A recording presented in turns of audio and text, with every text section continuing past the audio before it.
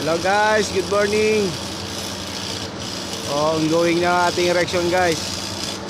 Ayan na guys, erection ng I-beam pang first floor. So bali ang gawin natin guys is fourth floor and then rooftop na ang ibabaw. Ayan guys, tuloy na kanyang erection guys yung ating mga welder. So safety first, kailangan magsuot ng body harness, then lifeline para sa seguridad ng ating mga sarili.